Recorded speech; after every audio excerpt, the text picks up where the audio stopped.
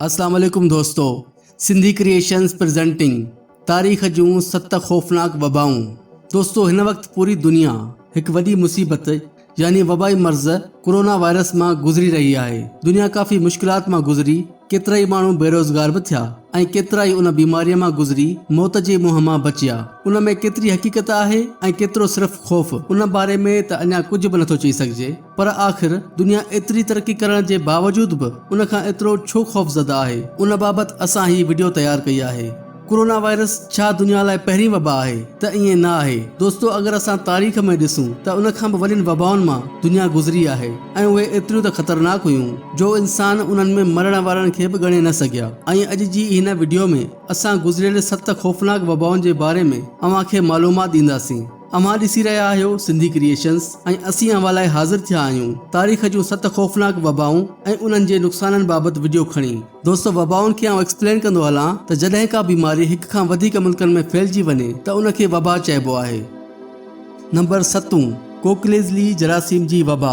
कोकलेज़ली जरासीम जेको दिमाग़ जे अंदरि वञी इंसान जी सिहत ते हमिलो कंदो हो, तंहिं करे उहो माण्हू ज़िंदा लाश थी वेंदो हो यानी कोमा में हलियो वेंदो हो, जेको गर्दन तोड़ बुखार जो हिकु क़िस्म आहे। उत्तर अमेरिका ऐं मैक्सिको जे विच वारे इलाइक़े में उहा कुदरत जी आज़माइश कुझु उन तरह नाज़िल थी त पहिरीं हिकु ज़बरदस्त ॾुकार आयो, माण्हुनि वटि रिज़्क जी सख़्त तंगी थी, एतिरे ताईं जो माण्हू नॉर्मल सूरत हाल खां काफ़ी कमज़ोर बि हुआ ऐं उन बीमारी जनम वरितो, जंहिंजो जरासीम जिस्म में दाख़िल थी न सिर्फ़ बुखार पर मैदे ऐं ॿियनि इंसान जे उज़वनि ते असरअंदाज़ थी इंसान जी सिहत खे सख़्त ख़तरे में विझंदो हो ऐं ईअं ई इंसान जी मौत वाक़ई थी वेंदी हुई। उन बीमारीअ में 16वीं सदीअ में सिर्फ़ मैक्सिको में तक़रीबन 1.5 करोड़ माण्हू मुआ हुआ।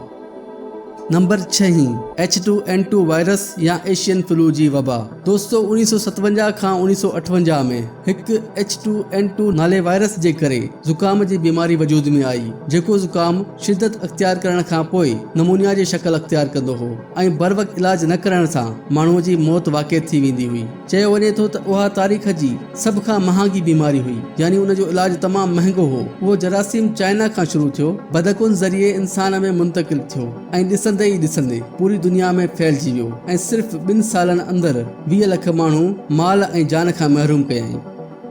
नंबर 5, स्मॉल पॉक्स या चेचक जी वबा।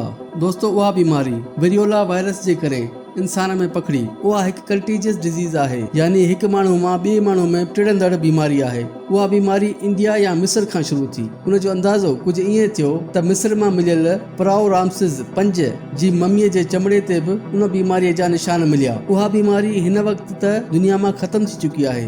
WHO मुताबिक़ उन बीमारीअ जो आख़िरी मरीज़ अक्टूबर सन 1977 में मिलियो। 18वीं सदी में सिर्फ़ यूरोप में उन बीमारीअ जे करे 4 लख माण्हू हर साल मरंदा हुआ। आम तौर ते उन बीमारीअ जे करे मरण जी शरह लॻभॻि 30% हुई। सन 735 में उन बीमारीअ जापान जे कायुशा शहर ते वबाई शिकल अख़्तियार कई ऐं सिर्फ़ 2 सालनि अंदरि ई 10 लख माण्हू मारिया। उन बीमारीअ जापानियुनि जे ज़हन ते गहरो असर विधो ऐं अॼु बि जापान जा माण्हू उन खे ख़ुदा सम्झनि था। नंबर 4, यमरुद या साई जी वबा, येलो फीवर या जेंडस।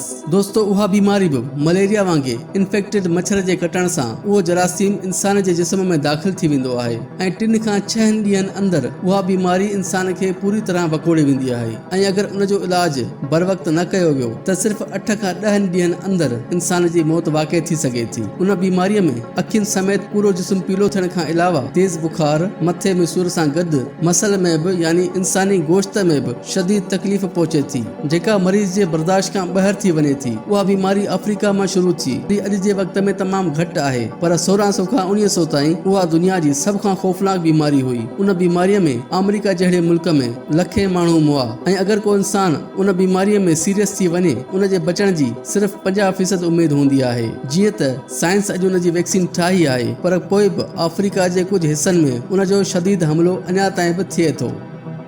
नंबर 3, डेंगी बुखार जी वबा। दोस्तों, 800 साल अॻु उहो जरासीम भोलड़नि मां इंसान में पकड़ियो। पहिरीं उहो अफ्रीका ऐं ॾखण एशिया ताईं महदूद हो। उन जी वजह आमदो रफ़्त न हुजण हो, पर 20वीं सदीअ में आमदोरफ़्त वधी ऐं माण्हुनि हिक खिते खां ॿिए खिते ॾांहुं सफ़र बि कया ऐं उहो वायरस बि वधीक फैलियो। उन वायरस में इंसाननि जे रत में ॼमण जी सलाहियत पैदा कंदड़ सेल या खुलिया जिन खे प्लेटलेट चइबो आहे उहे असरअंदाज थी तमामु घटिजी वेंदा आहिनि, जंहिं करे इंसान खे रत हलणु शुरू थी वेंदो आहे। उन बीमारीअ जो इलाज त आहे, पर अगरि उहा ख़तरनाक हद ताईं पहुची वञे ऐं रत जो बंदोबस्त न थी सघे त इंसान मरी सघे थो। उहा बीमारी दरियाफ़्त थियण खां पोइ अॼु ताईं तक़रीबन 8,90,000 माण्हुनि जे मौत जी वजह साबित थी।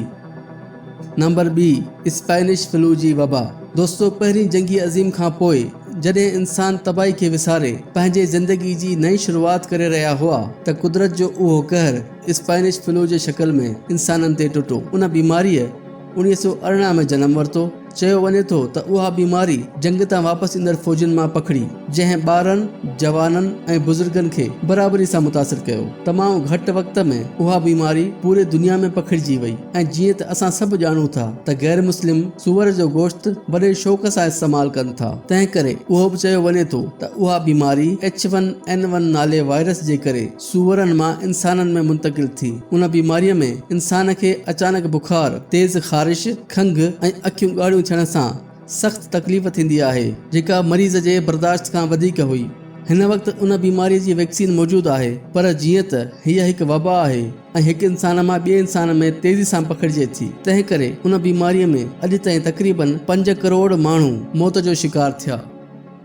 नंबर 1, ताउन जी वबा, जेका मुंहिंजे नज़र में सभ खां ख़तरनाक वबा हुई। अवां बि उन बीमारीअ बाबति पंहिंजी राय ज़रूर कमेंट कंदा। दोस्तो, ताउन दुनिया जी सभ खां पुराणी बीमारियुनि मां हिकु आहे। उन खे कारी मौत यानी ब्लैक डेथ जे नाले सां बि ॼातो वञे थो। उहा बीमारी येरिसीनिया पेस्टिस नाले बैक्टीरिया जे करे थींदी आहे ऐं कोन जे कटण सां पखिड़िजे थी। दोस्तो, 14वीं सदीअ में उन वबा जॾहिं यूरोप में उरूज पकड़ियो ऐं तक़रीबन 5 करोड़ माण्हू मारिया। उहा बीमारी 1 खां 3 ॾींहंनि अंदरि इंसान में ज़ाहिर थिए थी ऐं अगरि बर वक़्त इलाज न कयो वियो त इंसान सिर्फ़ 24 कलाकनि में मरी सघे थो। चवनि था त उन बीमारीअ यूरोप में जॾहिं वबाई शक्ल अख्तियार कई त उते जा माण्हू मुतासिर थियल माण्हूअ जे लाश खे दफ़नाए अचण खां पोइ जॾहिं घर पहुचंदा हुआ त घर जो ॿियो फ़र्द मुअल हूंदो हो। ख़ुशकिस्मतीअ सां 1894 में उहो बैक्टीरिया दरियाफ़्त थियो ऐं 1897 में उन जी वैक्सीन ठही। दोस्तो, उन्हनि खौफ़नाक वबाउनि खे न ॾिसण ऐं उन्हनि खां बचण या मौजूदा सूरत हाल मां निकिरण,